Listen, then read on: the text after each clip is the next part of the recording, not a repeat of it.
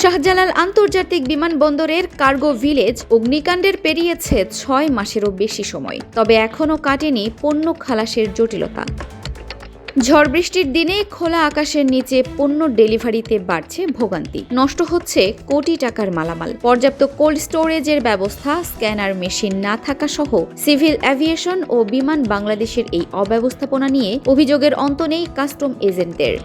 বিমান এবং সিভিল এভিয়েশনের গাফিলতির কারণে আমাদের লক্ষ লক্ষ টাকার গার্মেন্টসের আসবাবপত্র এখানে ভিজতেছে। আমরা যদি এই শর্ট শিপমেন্ট না দিতে পারি, স্যাম্পল না দিতে পারি, তাহলে বায়ার কিভাবে অ্যাকসেপ্ট করবে, এমনকি বড় ধরনের শিপমেন্ট বাংলাদেশে আশা করবে। যে পণ্যগুলো কোল্ড স্টোরেজ করার কথা, সেই পণ্যগুলো এখানে কোল্ড স্টোরেজের কোনো ব্যবস্থা নাই, যার ফলে ওই মালগুলো আসলে তৎক্ষণাৎ ডেলিভারি যদি না দেয়, এই মালগুলো সমস্যা হতে পারে। বিভিন্ন জায়গায় আমাদের ওয়ারহাউসে মালটা চলে গেলে মালটা নিয়ে আসতে অনেক সমস্যা হয়। যে ব্যবসায়ীদের স্বপ্নের সঙ্গে কোটি কোটি টাকার মালামাল পুড়ে ছাই, তারা ঘুরে দাঁড়ানোর চেষ্টা করছেন নিজ নিজ ক্ষেত্রে। তবে ক্ষোভ রয়েছে সরকারি কোনো পৃষ্ঠপোষকতা না পাওয়া নিয়ে। মালামাল পুড়ে গেছে, ক্ষতিগ্রস্ত হয়েছে, এটার কোনো ক্ষতিপূরণ পায়নি।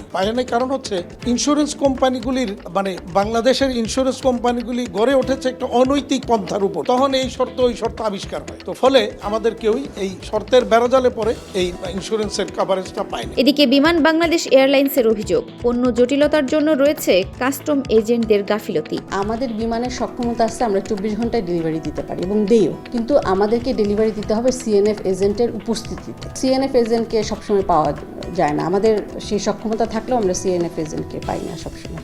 আপনার যতক্ষণ পর্যন্ত না পণ্য থাকে, যেমন প্রয়োজন বোধে 7টা 8টা পর্যন্ত চালু করার ব্যাপারে আমরা একটা ঐকমত্যে পৌঁছেছি, যার ফলে আপনার এই সমস্যা আশা করি থাকবে না। যা আসলে প্রত্যেকটা ঘটনায় চালু করা হচ্ছে, তারপর দেখা যাচ্ছে যে হয়তো বা কোনো একটা যদি আমার ইস্যু ক্রিয়েট হয়, তখন সেটা সলভ করা। ব্যবসায়ীদের ক্ষতিপূরণের ব্যবস্থা বা পণ্য খালাসের জটিলতা দীর্ঘায়িত না করে দ্রুত এই সমস্যার সমাধান চান সংশ্লিষ্টরা।